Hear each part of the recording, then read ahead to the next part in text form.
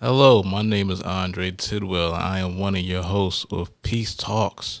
Here with the legendary, here with the most enthusiastic person on campus, the one who actually hosts and AKA actually owns the Peace Talks podcast, Marty McGuire. Hold on, wait a minute. Wait a minute.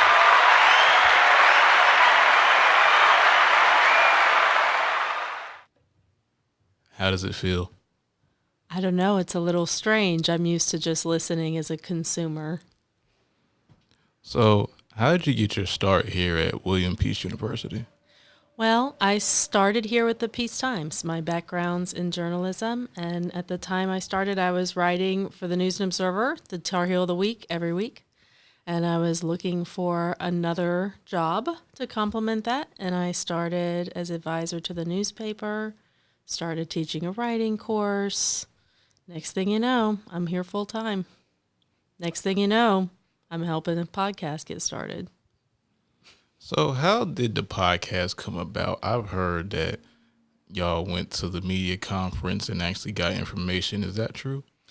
It's true. I say I helped started it, but I did very little because at this conference, well, just to give some background, since for the past few years, we've been going every year to the North Carolina College Media Association conference.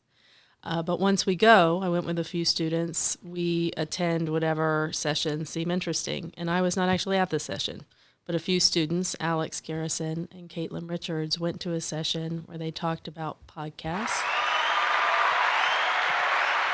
You got to get the name check in there. They talked about podcasting, and then they came back, and we were talking about it in my office. And Mr. Crispin came in, Roger Crispin, and heard us talking, and came back and brought us a microphone. And I downloaded Audacity, and the podcast was born. So, what were the first few episodes like? Because I wasn't present for these. This was right before I came here. So, what were the first few episodes like? Very short. The first few episodes, they would go through the various sites from the college, and they put together a sort of things happening this week, and that was pretty much it. So, how did the podcast evolve from that first episode to where we're at now? Well, it started getting a little bit longer, right? Because we started with here's what's coming up this week. And then I guess there was more of a recap of the last week of events and then what's coming up. I'd say once we expand, well, let's be honest, once you join the podcast, we started moving more into conversation. With Will Dalton, we had, do we clap for him?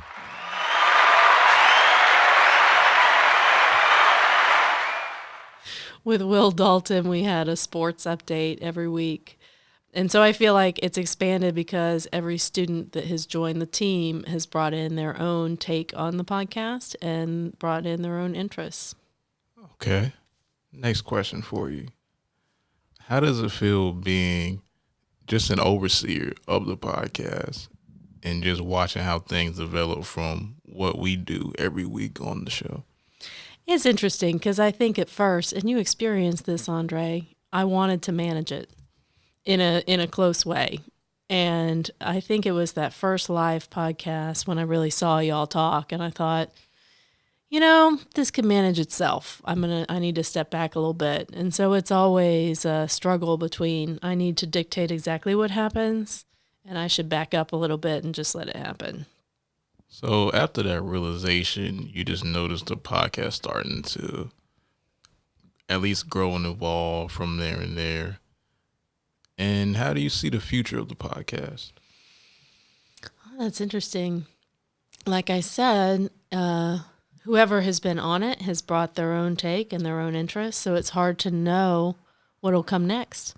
I think that Peace Pop has developed in its own way and will probably continue next semester along a similar vein. Peace Talks, I hope I may end up managing a little more closely because we're going to have newcomers onto that podcast. I'd like to see more interviews. I think that's a place where we've been successful. More live podcasts because those have been really successful as well. hopefully we'll get the same sort of discussions going, because I think those are fantastic. But I always have to keep in mind that someone else will bring in a totally new idea and we'll go that direction. So time will tell. Okay. So just just seeing through everything that's been going on and the future, the present, past, where is your role going to be at peace in your future? I don't know. Probably a lot the same. I've been through several careers before I came here, and I see this as kind of my landing place where I just continue developing. I mean, I could see myself playing a similar role, but I think that the student media here will change over time because we need to be adapting to what the marketplace is like. If podcasts are what people are doing, we need to be doing it. If we need to be doing more multimedia, we'll be doing it. So I hope to play the same role as a facilitator, but I hope to be facilitating different products over time. So if someone that come up to you that had no idea who you are and asked, who is Marty McGuire? What would you tell them? I'm a woman of mystery, Andre, so it's hard to...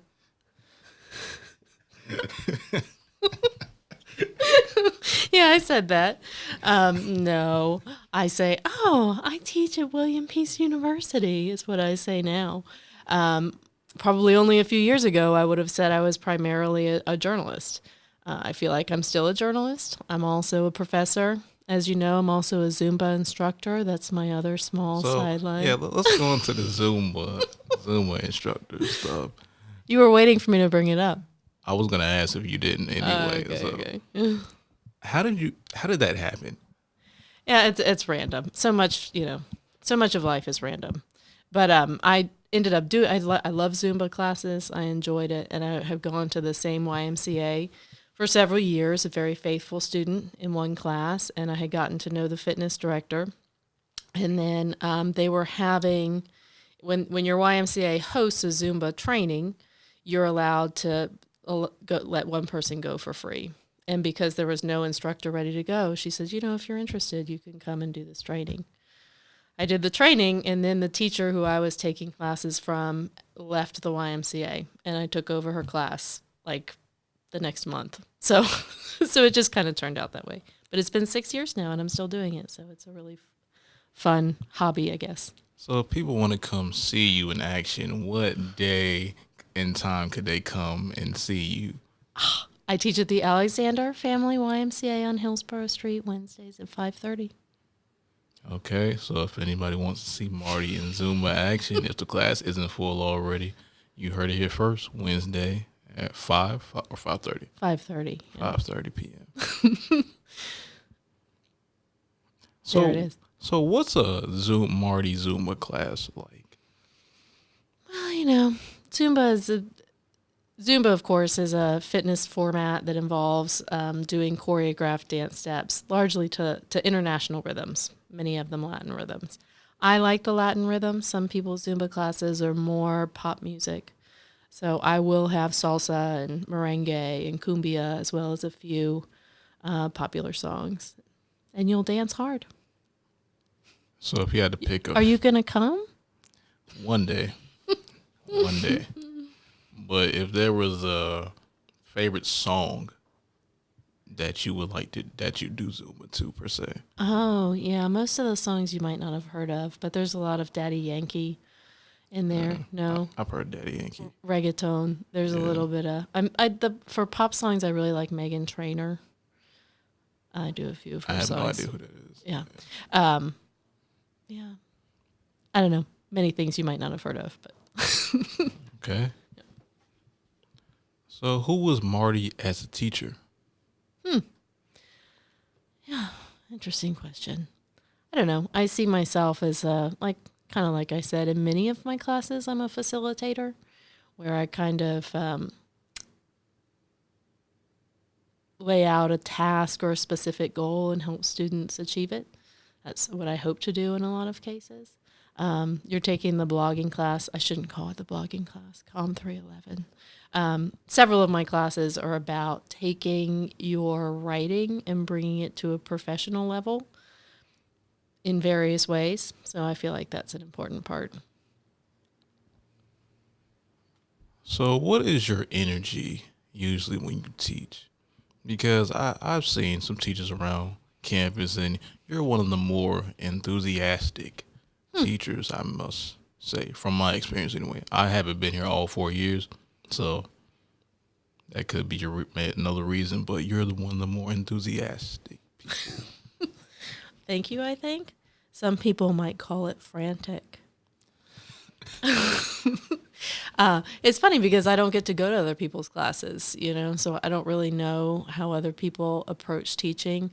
I think that having come into teaching at a time, there were a few years in there where I really wasn't teaching very often. I was just full-time writing. And when I came back to teaching, I feel like I have something to say and I want people to pay attention, and maybe being a little loud was how I got there originally. But as with anything else, you might start out doing it for a purpose, and in the end, it just becomes part of your brand, right? Yeah. I think just my personality is a little bit loud. I'm one of those people, like, I'll look up sometimes in a restaurant and be like, oh my gosh, I'm talking too loud, I just have that kind of personality, and I bring it to my teaching for better or worse. Sometimes I try to tone it down a little bit, but it doesn't really last. So, you're a mother of two? 3. Three. Okay. So, who's Marty as a parent? Oh, wow. That's tough. So there's 3. I'll do the Wheel of Fortune. I have my 3 lovely children. There's Patrick, 14, Inez, 11, and Isaac, 9. I don't know.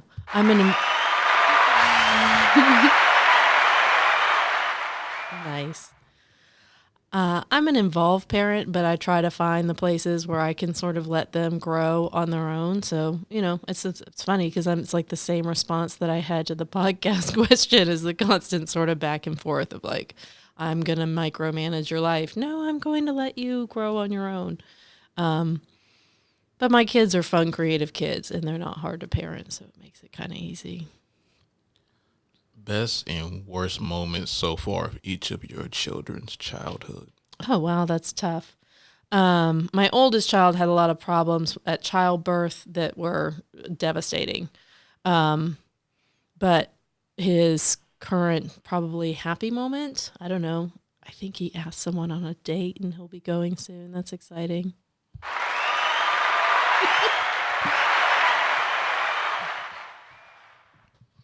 My daughter has a lot of high points because she's a very creative, independent, fun person to be around. But soon she'll be a teenager, and I can already see the attitude. So there's a high and a low for that one. And my little one is just a ball of energy, which is adorable. However, as you can imagine, a ball of energy often collides with many things, and so he's accident prone. And prone to mischief. Yeah. Yeah. Every once in a while, we see those children around, and we're just gonna say, "Hey, they're kids." So. Yes, when he started kindergarten, here's a low point. He broke both of his arms within 2 months. Yikes. Yeah. And then when we brought him to the orthopedist was like, "This is how I became an orthopedist, is because I was so accident prone that I broke a lot of bones." So maybe he'll be an orthopedist. That's what I'm hoping. Well, yeah. Shout out to orthopedicists, if that's even a word. But woo. Cool. So there's a lot going on right now in society and such, and you seem to have a more, I must say, from having conversations with you off air, objective point of view. Mm-hmm. So how would you kind of explain your view of society in this current moment? Well, if you're referring to the political situation mainly. You Say just anything, you are but being purposely broad. Some of that objectivity comes from being a journalist because you're trained to speak in an objective way. I think everyone has opinions, but when you kind of train yourself mentally to see both sides of a situation, it becomes a habit of mind. I think that right now there's so much polarization that mindset is a little bit unusual. People see something that resonates with them in a certain way and they just retreat to their camp, left or right, versus seeing something that resonates and then going, why does that resonate with me? What might someone else think about this? Is there another way to look at this problem? I'm afraid that kind of thinking that sees the other side or tries to understand different viewpoints is not common enough anymore. There are people who I very strongly disagree with, but I would think that it's important to understand that most people have other people's best interests at heart, though it's hard.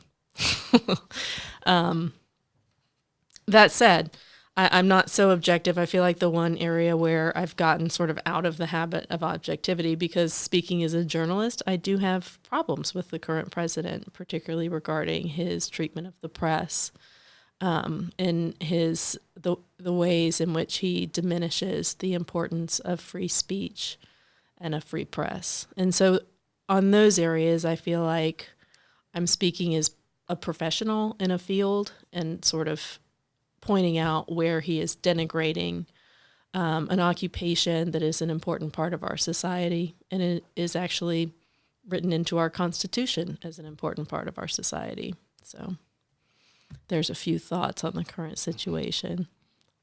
how much job is it the press to actually have accountability for what they're saying and how they're saying it through the media? Because there's certain outlets that are good and there's some okay and there's some are horrible at actually taking responsibility of what they're saying, what they're putting out to the people.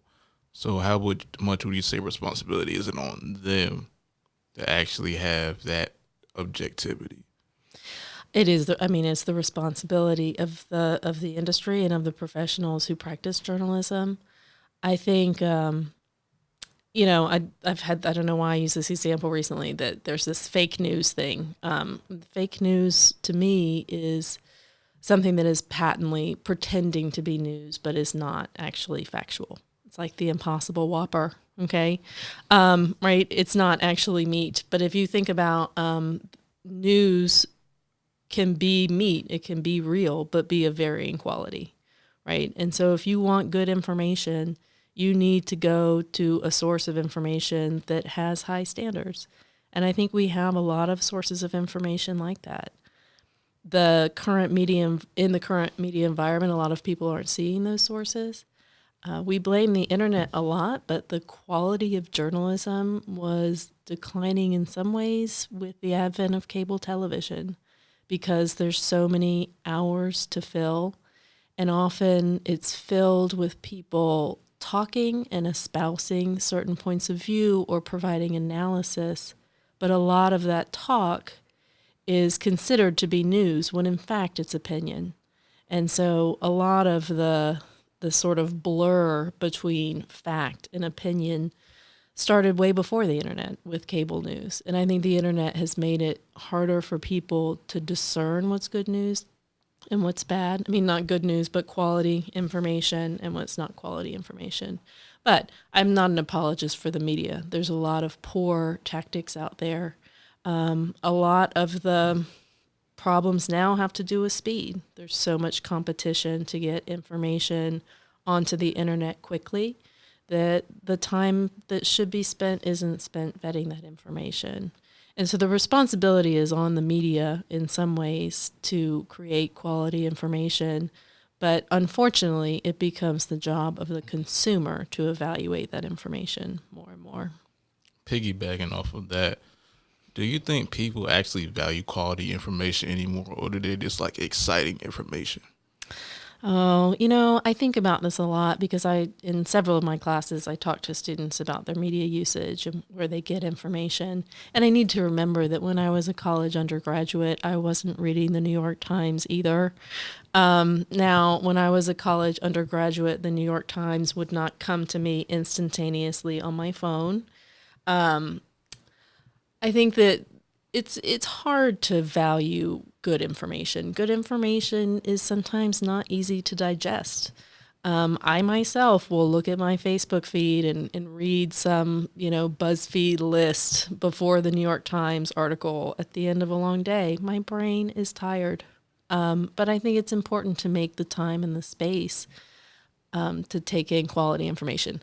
On the other hand, it's beholden upon the media to write or to distribute information that is understandable and easily understood. You can't be so pedantic that no one can read what you're writing.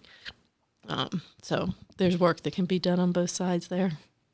Okay. Favorite moments of the decade in media or news specifically, if you can't think of media one right off the bat. Oh, geez, this decade went by so quickly. It's hard to even imagine. 2010s. There's so many low points. I'm so sad to say so many low points. I like to boost as much as possible local reporting. I feel like we have local newspapers all over the country are producing amazing reporting that's hard work to do. I've been really excited. I share these in my media writing classes sometimes with kind of large multimedia projects that you see different newspapers doing. There was one, the Cincinnati Enquirer did the 7 days of heroin. It sounds like really sad. It's a serious topic where they have a whole kind of multimedia website with video and audio and writing where they had different reporters covering the opioid epidemic every day. Someone at the hospital, someone at the 911 center, someone at the courthouse, right? Kind of showing what the real problems are going on in this world. I think that's important reporting. And I think it's exciting to see that taken to modernize, to see it represented digitally in an interesting and exciting way. Lows of the decade in media, news. Lows in news. I don't know. We watched it, and I'm just bringing up the examples that come to mind. If I had to think about it, I could probably come up with something better. The other day in class, we watched the footage for various reasons. The footage of President Trump arguing with CNN reporter Jim Acosta during a press conference. And it just sort of epitomized to me the kind of relationship right now that we have between the press and the federal government. Highs and lows of the peacetime during this decade. I don't know. I mean, it's all highs to me when it comes to the peace times. Every semester, there's frustrations, obviously, and there's that last minute push to get the print edition done. But I feel like one high would be peace talks. I mean, this is something that came up entirely in the last. Yeah. Yay. So the low is always the push to get the print edition out there. The print edition is fantastic. But Peace Talks has been a real high. I mean, this has been something that just came from nothing to what it is in a short period of time. So what are you looking forward to in the future for, I guess, yourself in general, honestly? Yourself, the newspaper, and I guess society. Answer for each. Wow. I don't know. For myself, things are going pretty nicely. I guess my kids will get older, and that's exciting. So I'll have a little bit more time to do my own thing. As my kids get bigger, that's something that's become pretty big in my life. For the peace times, I feel like we have constant improvement going on. We plan to unveil a newly designed website in January, and I feel like that's going to be a real game changer for us in terms of just having that really strong, outwardly facing visual personality that can integrate all of our products. I'm like we're hardly a newspaper anymore. We're a digital news source that includes a YouTube channel and a podcast. And I think it's important for people to recognize that. For society, I think that things tend to shift from one extreme to another. And we have drifted into an era of extreme polarization. And I think that it makes sense that we will drift back into a different situation where we are not so polarized. I'm not sure how it will happen. But I believe that it will. In terms of the news, I'm really excited to see that there are a lot of upcoming initiatives, particularly bringing young people into journalism that I think are really exciting. There's a Report for America, which creates it's a system much like, now I'm going to forget the name of it. Anyhow, you bring young journalists into areas that need coverage of their local communities. And so I think there's a lot of good momentum in terms of news as well. Most important thing for young journalists coming up to do to advance their career? That's interesting. I actually, I had the opportunity. Oh no, I hate it. Other people use that platitude. I had the opportunity. Here I am. I had the opportunity to attend a workshop for journalism educators at the Poynter Institute in St. Pete, and we had it was a hiring manager for CNN who was there, and it was interesting because the top two things that he talked about for that they're looking for in young journalists are a knowledge of the news, understanding what's going on, right? So that if you send them out to an assignment, they don't have to start from zero, right? If you follow the news, you have a sense of what's going on. Number two was ethical reasoning, being able to understand ethical dilemmas and to make good choices. Now, this is CNN, so they're talking about what they need on top of being able to speak fluently, write fluently, and all of these other things that are obviously very important. Okay. Any advice to any upcoming teachers? Oh, to teachers? Yeah. Yeah. You know, it's funny. It's fun being around people like young people. I know I sound so old when I talk about young people, but there are generational differences, and I think that if you want to reach people who are different, to come of a different generation, you need to be understanding that of those changes and appreciate them. There are things, your experience has been really different than mine. And that can be a good thing, right? Don't come across like, why aren't you more like me? That's the problem that I see sometimes. That I struggle with as well. Okay. Well, today you have learned a little about Marty McGuire, and in the future you may learn more. But for now, you've heard a little bit, and that is enough. Anything else you would like to say? I don't know. Now that I'm on the podcast, I might never want to leave the podcast. Maybe every week I'll be on the podcast. What do you think? Okay. If you want to do it, hey, just discuss it.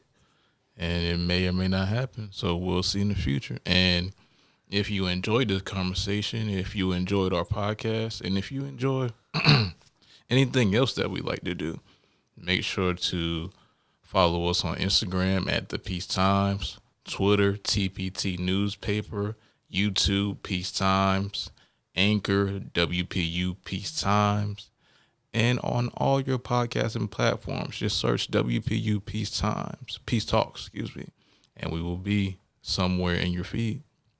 And also, we are on Snapchat, correct? Yes, we are on Snapchat. What is a Snapchat? Because I don't remember it. Yeah, I don't know either. Okay, just search the Peace Times on Snapchat, and I believe that's where we are. Yeah. Other than that, appreciate y'all. Love any day, morning, noon, and night, whenever you're listening to this. And peace out. Peace out.